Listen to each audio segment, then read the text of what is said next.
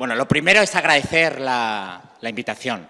Agradecérsela a Jorge, agradecérsela al partido. Me parece un poco de atrevimiento por mi parte, y se lo comenté a Jorge, el comentar vuestras propuestas, porque vuestras propuestas vendrán de una discusión y de un proceso de reflexión que habéis hecho. Entonces, comentarlas desde el punto de vista de integración, que es el que yo voy a transmitir o el que os voy a contar, me parecía, por mi parte, un poco atrevido. Y lo que le comenté a Jorge es, ateniéndome al tiempo, además vamos mal de tiempo, y soy el último, ya tenéis la cabeza con muchos datos.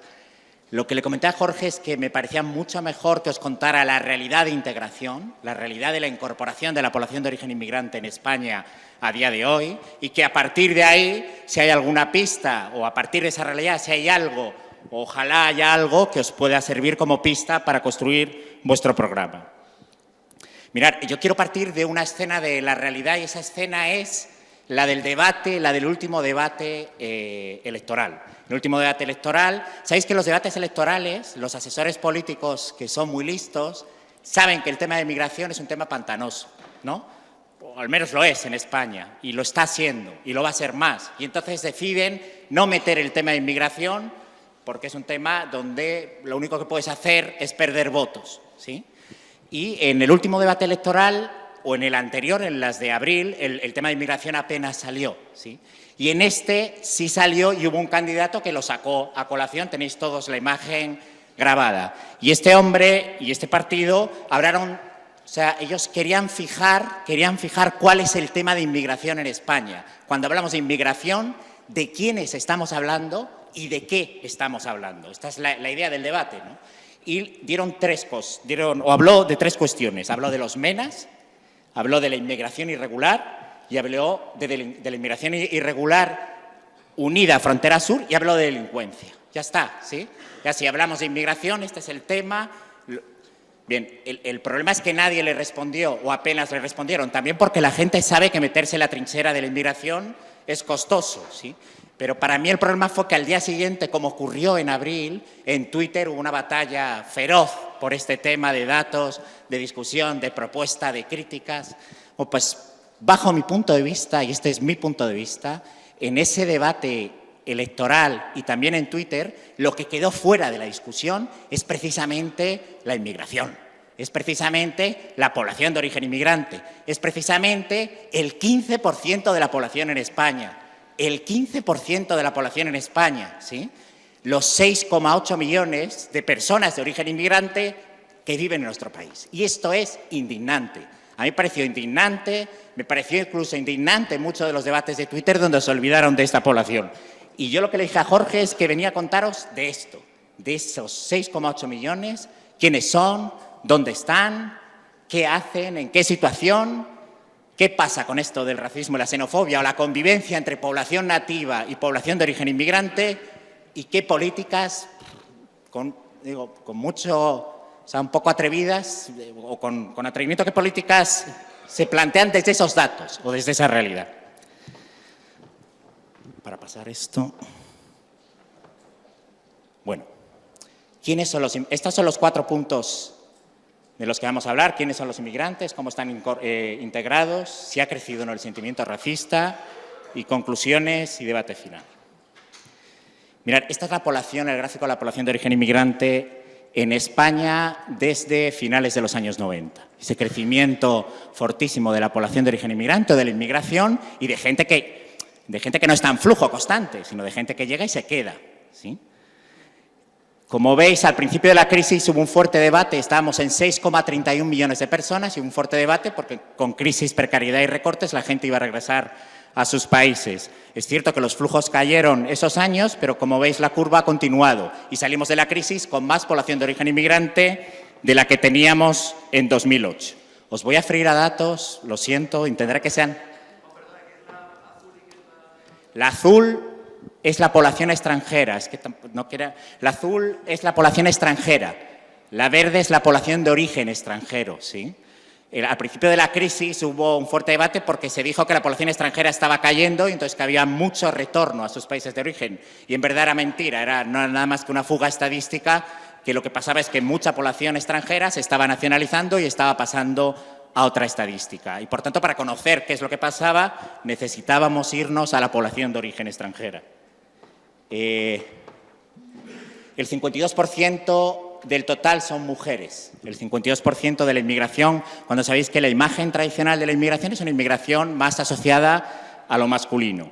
Existe una fortísima diversidad étnica y nacional por origen. Voy a ir para adelante. Estas son las principales comunidades inmigrantes en España en este momento. Yo pasaré después los datos si los queréis, pero como os dais cuenta, Marruecos, Rumanía, Ecuador, Colombia. La más importante es, a día de hoy, América Latina. La edad media de la población de origen inmigrante en España es 36 años. 36 años. La española es 44. Mayores de 65 años son tan solo el 7% de la población que vive en España, de la población total del país. Y la población española o nativa es del 20%, pero mayores de 45 años, el 29% es población de origen inmigrante, el 50% es española. Pero quería irme a dos gráficos, o sobre todo a uno, digo, por saltar cosas que yo creo que es importante para saber quiénes son. Este es el dato sobre los estudios o el capital humano, el nivel de estudios, si queréis, de la población de origen inmigrante en España. Y esto va contra muchas de esas representaciones que tenemos sobre la inmigración. Si vais abajo al porcentaje de educación superior, la población española tiene un porcentaje de educación superior, porque no todos somos universitarios, ¿sí?, del 29%. El 70% de la población en España no es universitaria. La población extranjera es del 22,6% y la población extranjera de América Latina es del 20%. Es decir, la estructura educativa de la población de origen inmigrante en España, después veremos cuál es la estructura ocupacional, pero la estructura educativa o el capital humano es muy parecido al de la población española. En estudios de FP o en alcanzar, por ejemplo, bachillerato, los niveles de estudios son superiores. ¿Por qué? Porque en la inmigración se produce un proceso de selectividad donde generalmente son aquellos más formados, con más recursos, con más capacidad, los que vienen. Y estamos hablando de toda la población, ¿sí?, no de los ingleses, no de los holandeses, estamos hablando de América Latina. Este dato, el que le da la imagen es el dato de América Latina. Estos son los inmigrantes, aquí es donde viven. Me voy a saltar cosas por ir. La segunda cuestión es cómo están incorporados, dónde están, cómo viven, quiénes son, pero dónde están y cómo viven. Mirad, el tiempo de estancia de la población de origen inmigrante en España es de 13 años en la actualidad, tiempo medio de estancia, ¿sí? Pero más del 42 lleva más de 15 años viviendo en España seguidos. O sea, no estamos hablando de una población de paso ya solo por este dato. Sí, es una población que ha venido, que ha migrado y que se ha quedado y que ha construido su vida en España. Si nos vamos a los proyectos de arraigo y permanencia, bueno, es que he ido muy deprisa. Todos estos datos salen de una encuesta nacional que estamos haciendo en el Instituto de Migraciones, que es el centro donde trabajo yo y también Cristina, que está en la Universidad de Comillas, donde hay un equipo muy amplio. Es una encuesta que saldrá próximamente, que hemos hecho con Cáritas Nacional en todo el Estado. Es una encuesta nacional sobre población y sus condiciones. Proyectos de arraigo y permanencia, ¿qué planes tienes, no? Estos son los proyectos, ¿no? Tengo la intención de quedarme y arraigar en España. Ahí está la gran mayoría de la población de origen inmigrante. Y lo minoritario es la intención de retornar o de salir a otro país. Y hay mucha gente que no tiene todavía el plan cerrado, pero esto tiene mucho que ver con gente que piensa a lo mejor en retornar cuando termine de trabajar o cuando termine su vida laboral en España, porque hay mucha gente de primera generación que quiere retornar a sus países al terminar su trayectoria laboral. Este dato a mí me parece importante y tiene que ver con la situación administrativa y con lo que decía al principio de las imágenes que tenemos, ¿sí? A ver, en España el 33,5% de la población de origen extranjero es española. Española digo con todas las palabras, ¿sí? Esto debió de decirse en el debate nada más salir. La cuestión nada más plantearse, esto debió salir lo primero, como dato contundente. ¿De qué estamos hablando? Estamos hablando de un 33,5% que es española, con todas las palabras, ¿sí? Lo digo con ese tono porque esto no salió en el debate.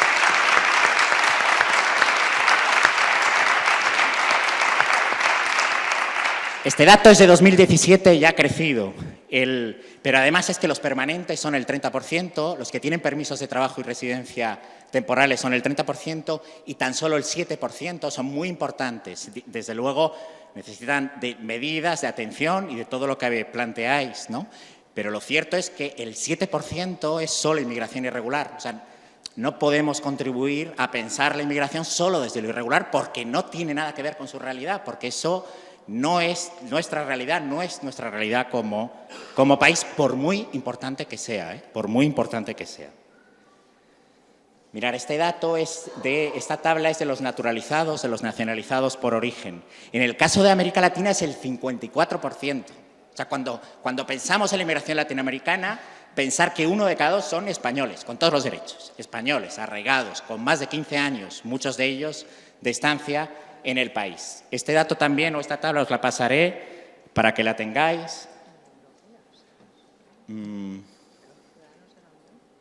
Más cosas. Tienen un fortísimo arraigo familiar, ¿sí?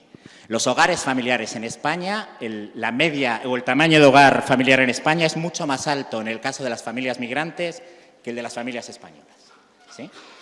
Si alguien quiere defender la familia en España, tendría que defender a la familia inmigrante.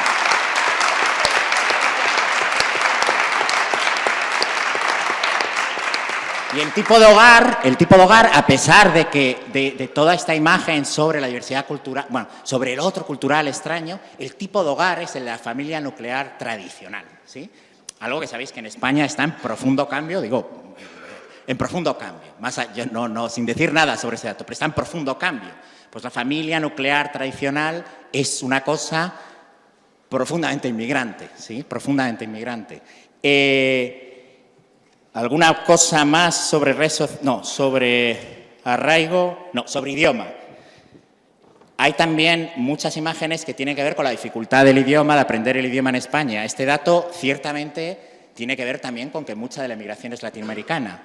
Pero lo cierto es que las comunidades migrantes como la china, la marroquí, tienen un dominio del idioma castellano altísimo. El dato, lo que viene al final, 5 es la nota más alta en el control de idioma. 1 es prácticamente no tener nivel en castellano o en español. Y la gran mayoría de la comunidad inmigrante en España está en el 5. O sea, posee un nivel muy alto a la hora de escribir, comprender y hablar, ¿sí? Y esto es un mecanismo de integración básico. Claro que hay gente que tiene dificultades, pero el conjunto de la gente está ahí. Y esto es sobre la percepción subjetiva de integración, pues se sienten profundamente integrados en el país. Y esta percepción subjetiva no solo tiene que ver con esta pregunta, sino con la pregunta de si te sientes un español más, y vuelve a salir que la gran mayoría está totalmente de acuerdo o muy de acuerdo con esto. Y si se sienten acogidos en España, y vuelve a salir que la gran mayoría está totalmente de acuerdo o muy de acuerdo con esto. Y por último, la red social, el 83% tiene red social básica de apoyo en España. Hay gente que no la tiene, pero el 83% sí. Y el 62,3%, cuando tú estudias sus redes, son redes mixtas. Es decir, son redes donde hay población étnica, compatriotas, familiares, pero también hay población nativa, ¿sí? Población nacida en España o población nativa. Y esto cada vez se produce más, a todos los niveles, desde los conocidos, los compañeros de trabajo, los amigos y las parejas mixtas, que cada vez son más una realidad en nuestro país. Bien, salto a la integración socioeconómica. Aquí voy a ir muy rápido por tiempo, no sé. Bien. En cuanto a la integración, estamos hablando, esta primera parte es de arraigo social. ¿Qué arraigo, qué asentamiento? Y vemos que el arraigo, el asentamiento personal, social, relacional, familiar, es altísimo, hasta el punto de que están identificados y nacionalizados. Forman parte de lo que es España y esto ya no tiene marcha atrás, ¿sí? Y si el arraigo social es muy alto, en temas de integración socioeconómica, sin embargo, ocurre justamente lo contrario. ¿Y qué es lo que pasa? Que los inmigrantes, independientemente de su capital humano, que como habéis visto es muy parecido al de la población española, independientemente están profundamente etnostratificados. ¿Qué significa eso? Que están concentrados en la parte baja de la estructura social y laboral de España, ahí es donde están la gran mayoría de la población de origen inmigrante, sobre todo la población de origen inmigrante extracomunitaria, están en esa parte por debajo, con niveles peores de la precariedad que tenemos hoy en España. Sabéis que en España los niveles de precariedad son altos, pues por debajo de la precariedad nativa de los sectores populares en España, o de muchos de ellos, aparece la población de origen inmigrante concentrada allí.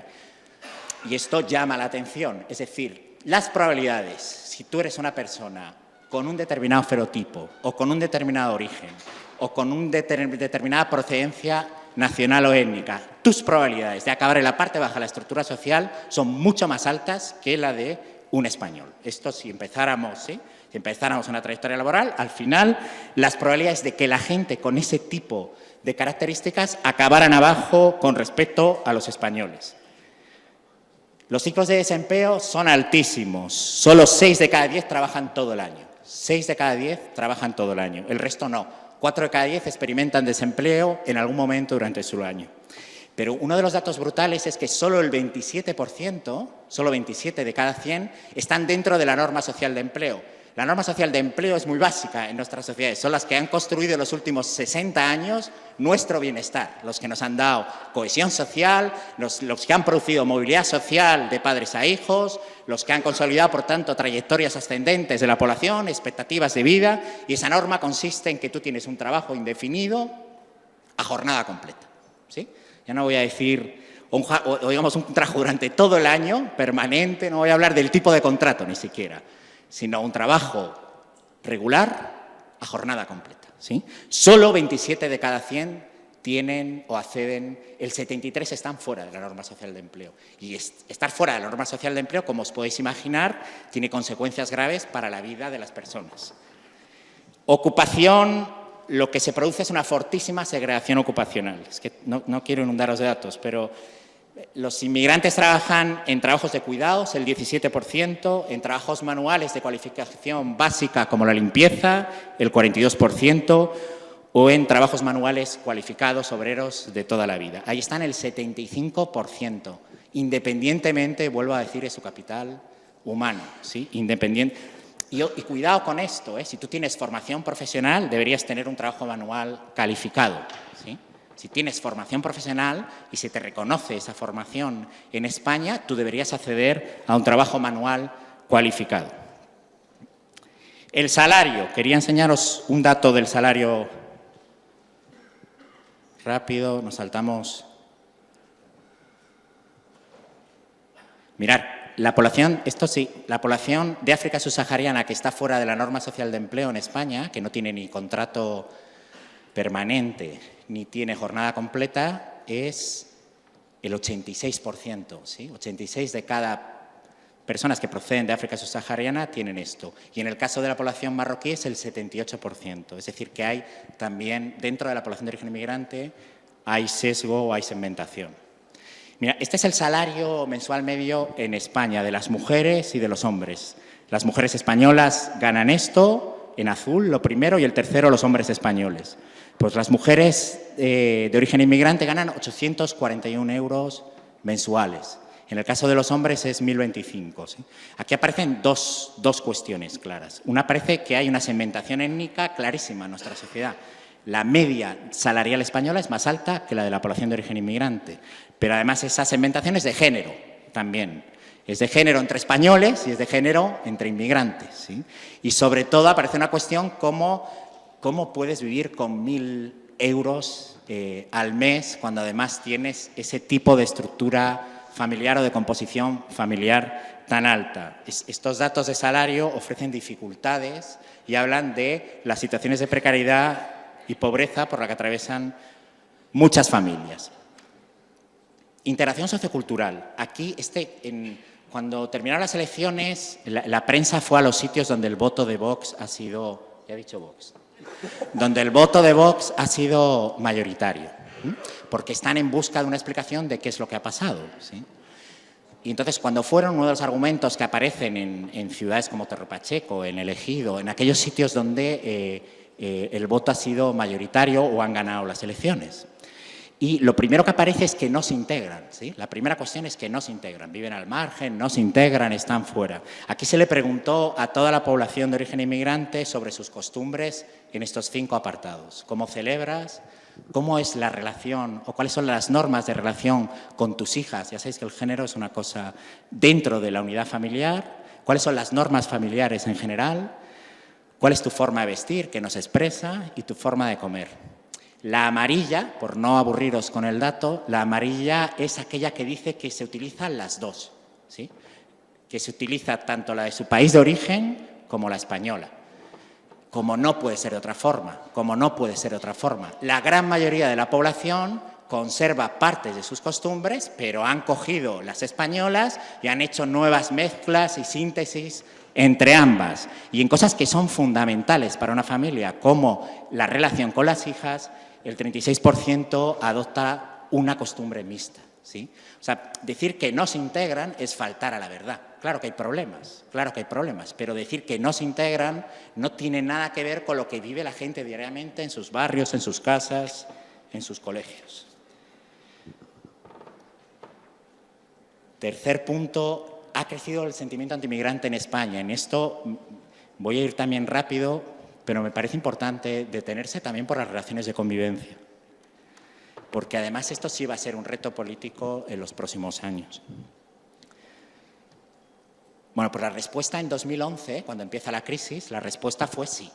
Ha crecido el sentimiento. Y tú preguntabas a la gente, o salía en medios de comunicación, o preguntabas a los partidos políticos, y pues claro que ha crecido el racismo y la xenofobia, porque estamos en crisis, hay desempleo, la tasa de desempleo española llega, en algún caso llegó al 27, al 28, depende del trimestre de la EPA. La de los inmigrantes estuvo en el 37%, por cierto, durante muchos años, mucho más elevada, mucho más alta. Y por tanto, el racismo va a crecer, sobre todo ¿en quién? Los sectores populares, que fueron los más castigados por aquellos años de recesión y crisis. Y este mismo debate se repitió en 2015 y se volvió a repetir cuando Vox ganó escaños en las elecciones andaluzas, y se volvió a repetir en abril y se volvió a repetir ahora en noviembre del 19. Mucho más con 52 escaños. Pero la cuestión es qué dicen los datos, qué nos dicen los datos. O sea, nosotros como sociedad no podemos pensar solo por lo que tenemos al lado. Tenemos que tener la capacidad de mirar de manera más general lo que pasa en el conjunto del país y a partir de ahí hacer política. Es mucho más importante hacer política, o es importante hacer política desde esa mirada más general.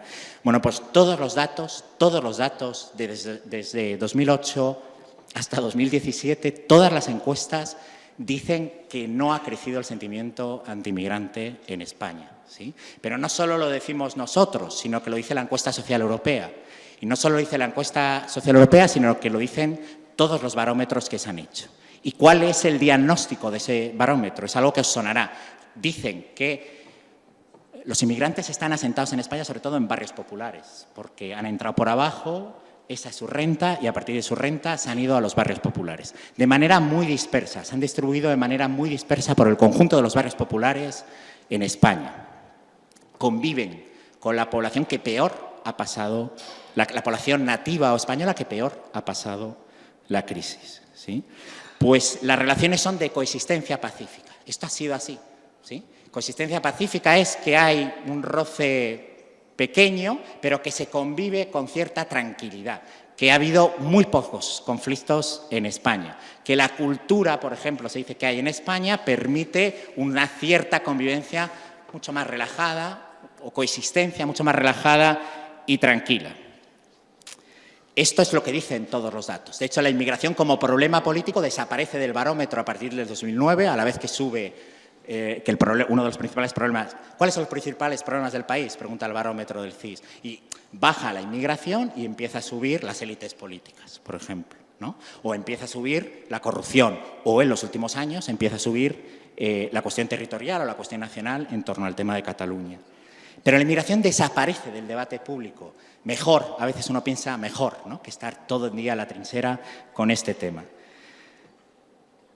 Claro que hay retos, claro que hay discursos más nativistas, claro que en los barrios empieza a notarse que hay una especie de run-run reclamando preferencia y ventaja sobre los derechos sociales, sobre las ayudas sociales, etcétera.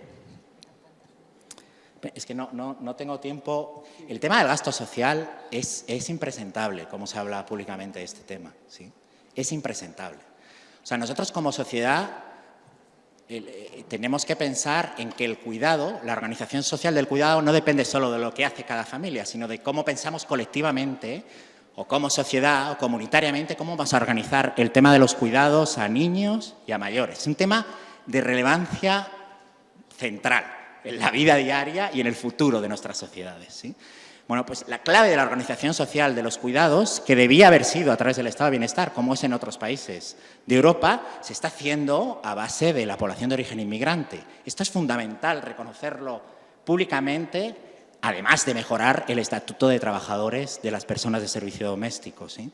Y esto nos está diciendo, y es así, ¿sí? La solución real que nos hemos dado, no la que, porque claro, esto, una cosa es lo que se habla y otra cosa es lo que está funcionando en la vida diaria de nuestras sociedades. Y esta ha sido la solución principal, ¿sí? Por tanto, esto hay que reconocerlo. Pero además, la sobrerepresentación de la población de origen inmigrante en el gasto social en España es mentira. Es absolutamente falso, ¿sí? Solo por un dato de las pensiones, ¿sí? Sí, solo son el 7% de la población de origen inmigrante son mayores de 65 años, ¿sí? Muchos de ellos, además, no han acumulado la suficiente trayectoria laboral para hacer un coste tan alto. Y las pensiones es una parte fundamental del gasto social. Pero ¿de qué estamos hablando cuando sobrerepresentamos o decimos que se están quedando con las ayudas o este tipo de discursos? Pero iros al tema del subsidio de desempleo, ¿sí? El tema del subsidio de desempleo es un subsidio que tú te ganas con tu trabajo, ¿sí? Con tus cotizaciones y que después tienes a partir de ahí. No es una cosa que se regale gratuitamente, al menos el primer subsidio.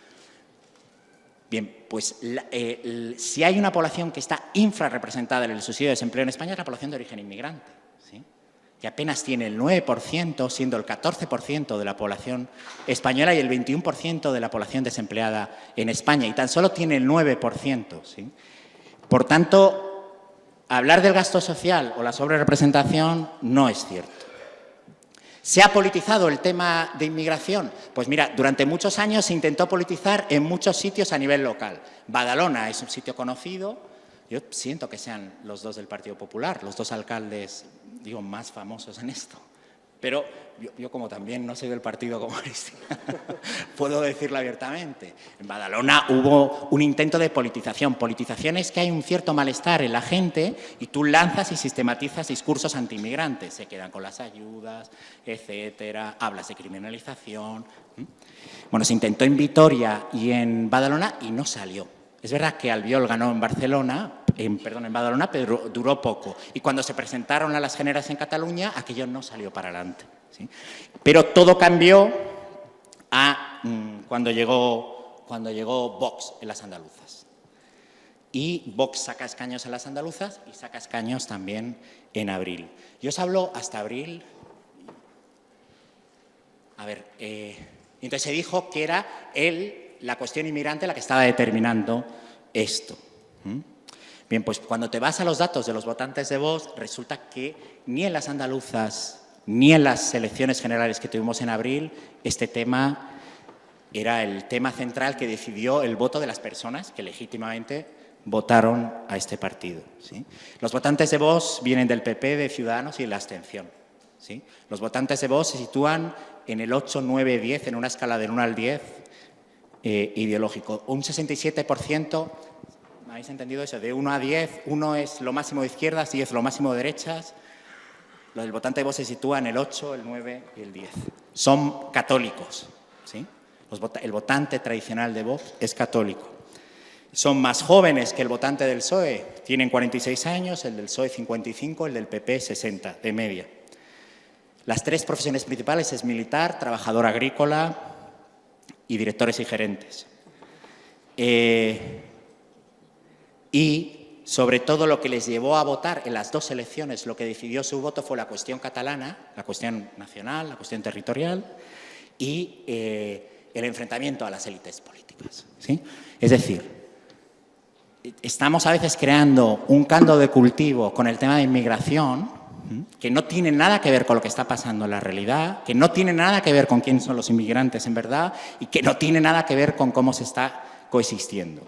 Ahora bien, esto no significa que no haya problemas. Y hay un problema clarísimo. Hay una serie de malestar que se está creando en España y en otras sociedades europeas que tiene que ver con dos factores, con la precarización y con la transformación social que están viviendo nuestras sociedades, y la vieja comunidad o la vieja España, yo hablo de mí porque ya casi tengo 50, en la que yo nací o crecí, está cambiando, ¿sí?, a ritmos acelerados.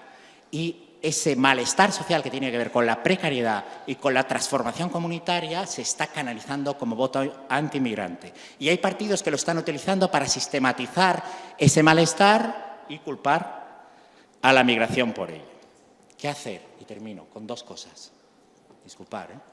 Uno, yo creo que lo primero que hay que hacer en política es recuperar el relato, ¿sí? Lo primero que hay que hacer en política es recuperar el relato. Y yo creo que a día de hoy es necesario construir otro relato sobre la inmigración. Relato. Otro relato.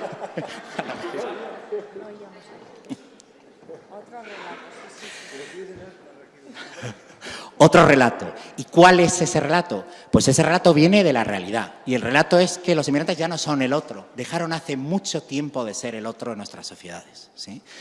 Hablar de inmigración es hablar de nosotros mismos, de nuestro país, ¿sí?, de lo que somos, de lo que está presente en los barrios populares, de lo que está creciendo cada día en todos los colegios, de todos los barrios populares de nuestro país.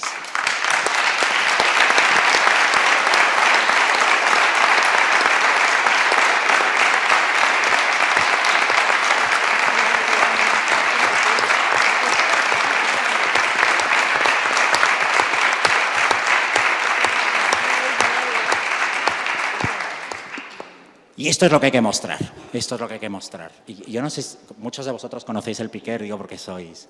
Ver la orla de Piquer de bachillerato es ver lo que está pasando en nuestra sociedad, ¿sí? Y no solo hay que mostrarlo, Piquer es un colegio que está en Ventilla, donde el porcentaje de población de origen inmigrante es muy alto, no tan alto como en otros colegios públicos en determinados barrios en toda España, pero es muy alto. Cuando tú ves la orla de graduados de Piquer, te das cuenta del país que somos y sobre todo del que vamos a ser, y de la necesidad de inversión que tenemos en ese país que es el que viene, ¿sí?, y que no tiene marcha atrás, además. Y dos cuestiones que para mí son importantes. Hay que hacer políticas de cohesión social, y las políticas de cohesión social no son para los inmigrantes, son para todos. Las políticas de cohesión social son para todos, para el conjunto de la sociedad y especialmente, digo, esto ya es de mi cosecha, para los sectores populares, ¿sí?, para las mayorías, que además son mayoría en nuestro... Ahí es donde hay que invertir para todos, ¿sí? Una escuela pública para todos, de calidad, en los barrios. Ayudas y prestaciones y becas para todos, de calidad y en los barrios, para población española y para población inmigrante, ¿sí? Y hay que contar que es para todos, porque todos esos somos hoy el país, ¿sí? Y lo segundo...